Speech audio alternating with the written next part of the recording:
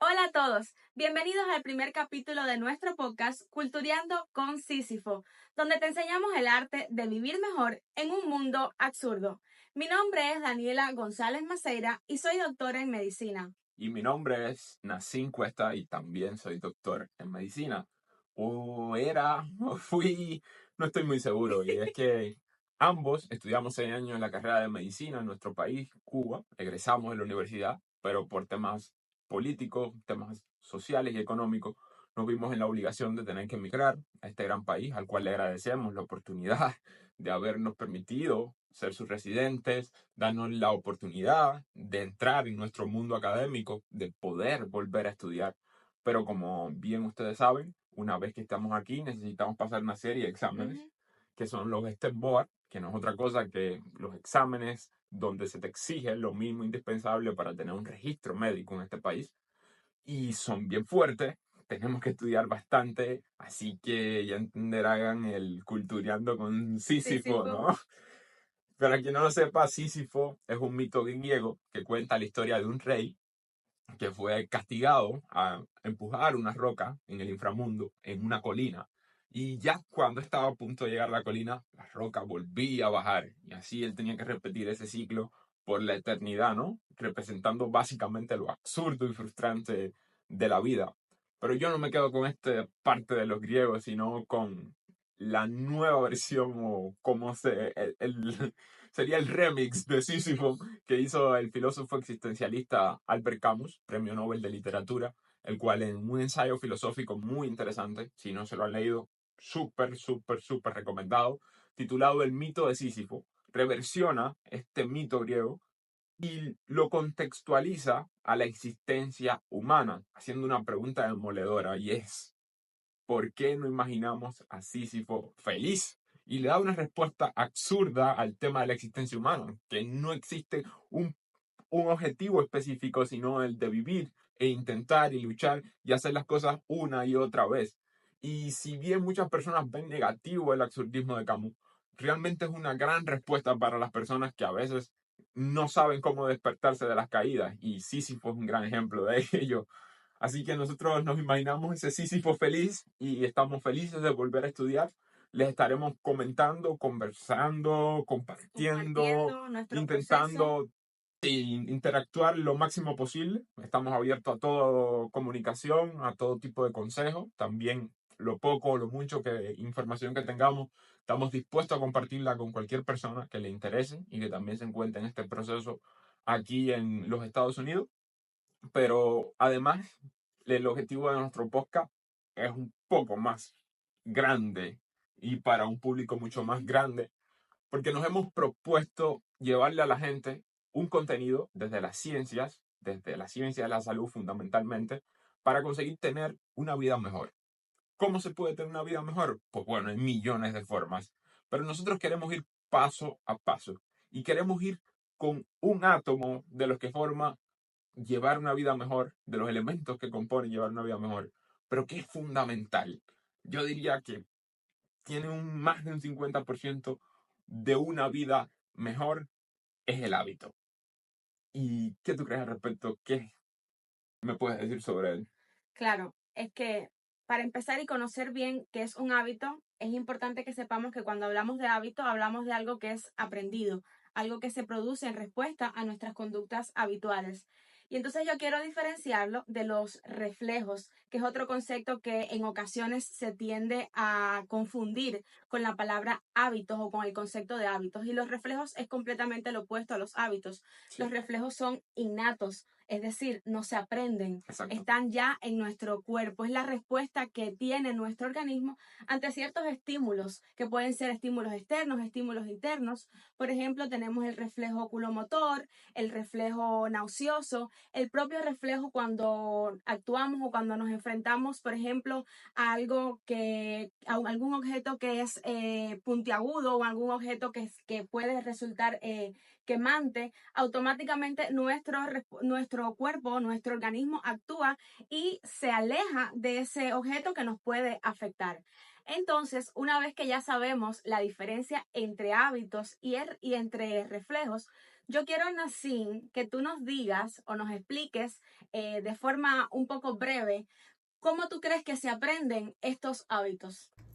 Bueno, para entender el concepto de aprendizaje, hay que entender también lo que es el concepto de neuroplasticidad, que no es otra cosa que los cambios que ocurren en el sistema nervioso, o sea, entre las Ujú. neuronas, en respuesta a un estímulo. Estos cambios pueden ser de varios tipos, como pueden ser cambios eléctricos entre las neuronas, cambios de neurotransmisores, o sea, hormonal, pero es la base fundamental del aprendizaje. O sea, el aprendizaje está mediado por la neuroplasticidad a nivel cerebral y es lo que permite, valga la redundancia, que usted pueda aprender cualquier cosa, lo que sea. Usted necesita que se produzcan esa serie de cambios entre sus neuronas para conseguir fortalecer esos vínculos y que se pueda aprender algo. Entonces, como ya decíamos que los hábitos es algo que no es innato, que si no Que se depende de la aprende. conducta habitual, Ujú. necesita de la neuroplasticidad, necesita del aprendizaje para llegar a formarse.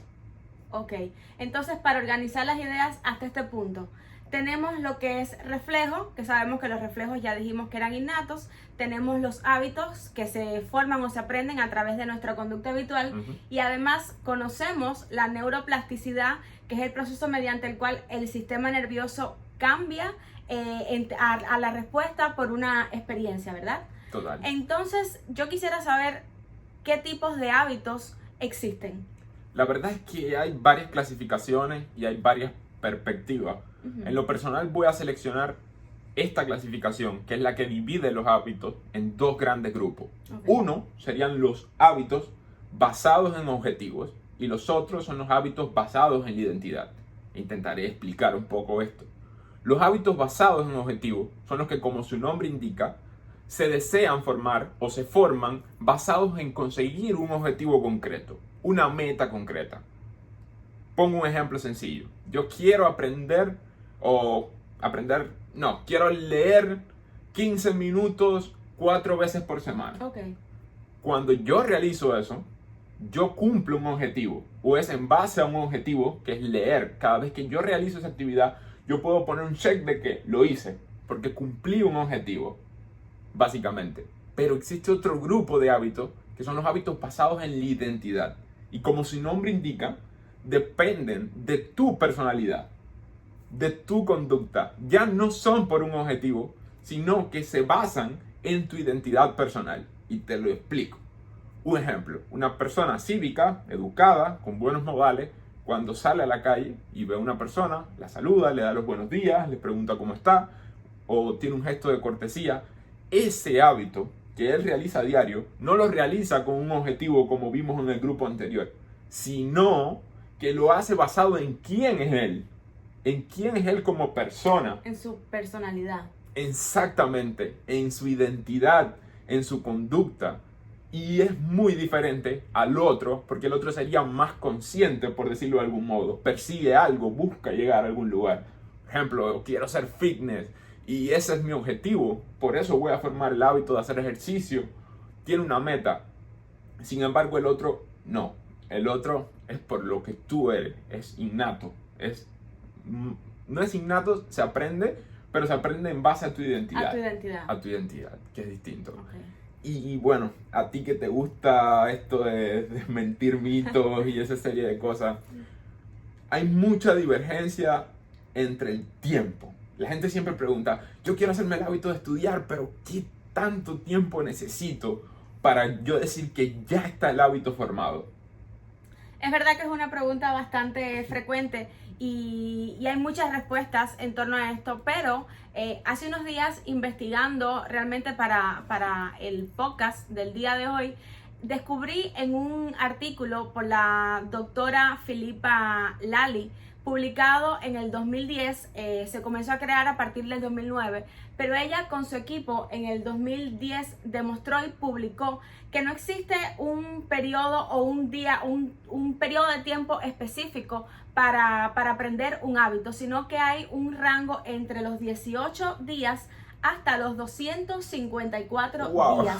Eso depende, por supuesto, de la persona, del hábito que quieras adquirir, del interés que le pongas, de cómo influyen estos hábitos en tu vida diaria, ya sea de forma negativa o de forma positiva. Y ¿sabes qué es lo más como interesante de este estudio? Es que ellos realizaron, o como la base del estudio fue en el hábito que tenían las personas en salir a caminar después de las comidas. Las personas esperaban aproximadamente 15 minutos y luego salían a caminar, ya sea para mejorar su estilo de vida, que fundamentaban bajar los niveles de glucemia. Exactamente. Y habían personas que podían demorar entre 18 días, pero hubo personas que llegaron a demorar hasta 254 días Wow. para adquirir ese hábito. Qué locura. Además se dice que hay un promedio de 66 días más o menos en general para que las personas adquieran un hábito. Sí, es bien complicado. Sí. No me imagino aquella persona que necesitó 254 días ¿Verdad? para formar el hábito de salir a caminar. Pero esto no depende ni siquiera de la inteligencia, del coeficiente intelectual o de cualquier cosa. Es algo mucho más allá de esto. Por eso no se puede decir con precisión qué tiempo, sino que depende de la persona y otros factores que veremos a continuación. Como bien tú decías, el tiempo es muy fluctuante y depende de cada persona. Pero eso dicho así al aire, como que sí, pero ¿qué más? Y en este caso es debido a un fenómeno. Este fenómeno en específico no es muy conocido dentro de las neurociencias o no se ha difundido mucho, pero hay un neurooftalmólogo de la Universidad de Stanford llamado Andrew Huberman, increíble, muy bueno, que define el concepto de fricción límbica. Y básicamente la fricción límbica no sería otra cosa que la respuesta emocional o sea, la respuesta emocional ante un nuevo aprendizaje. O en términos de Andrew sería la fuerza que tú necesitas ejercer para conseguir crear ese hábito.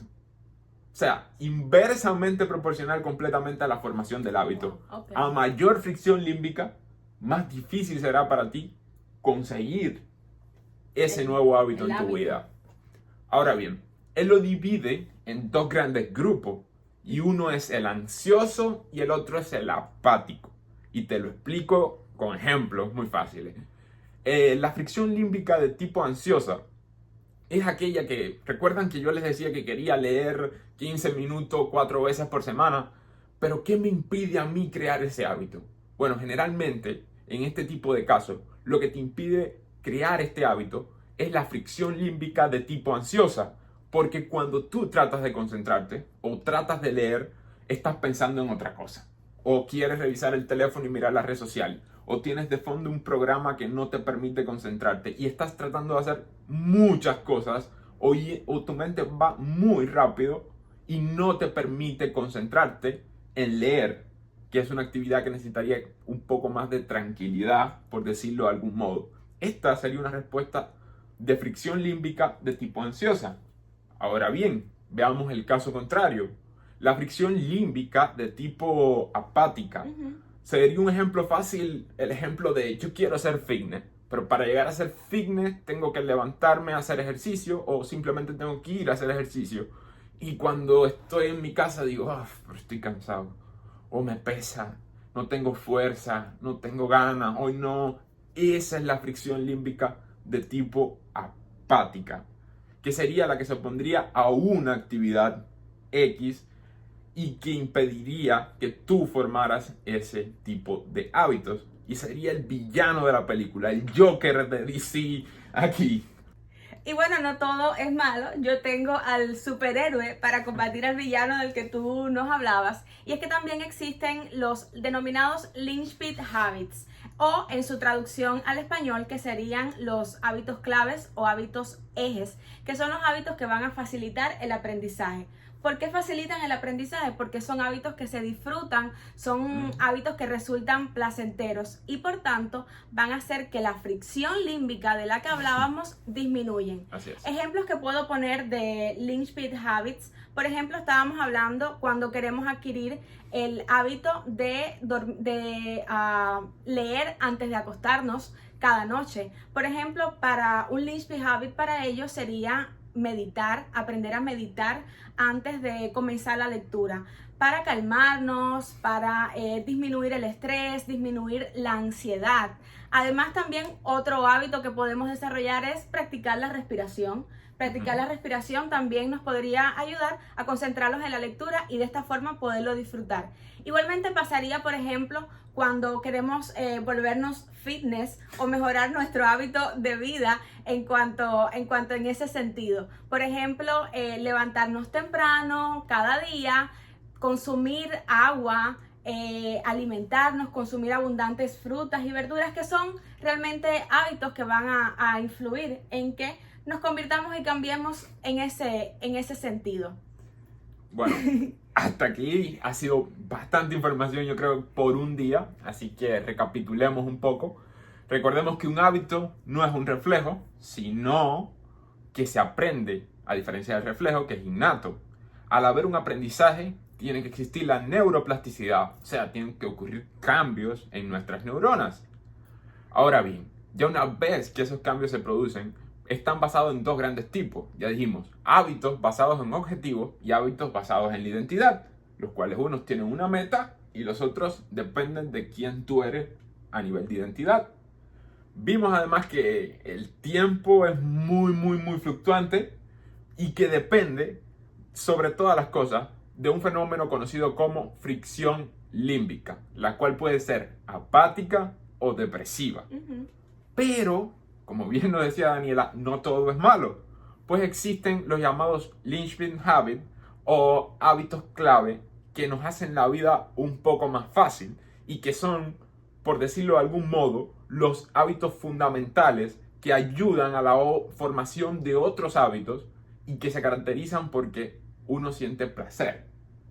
Gracias, dopamina, gracias.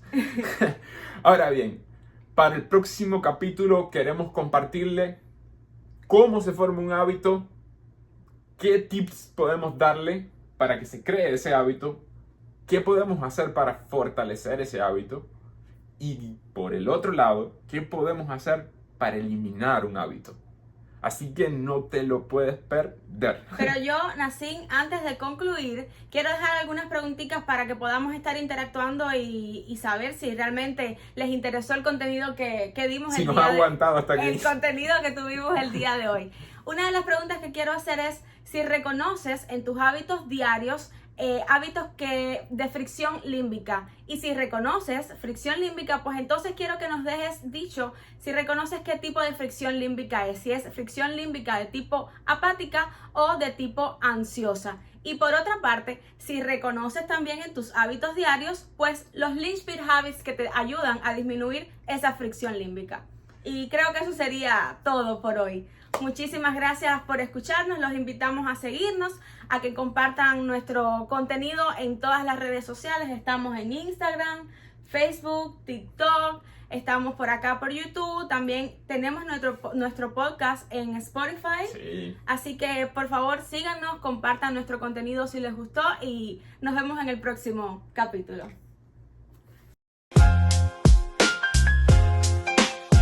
Sísifo estaba cansado y la roca levantó. Era otro día de mierda y aún así se sonrió. En el medio del absurdo su esperanza encontró.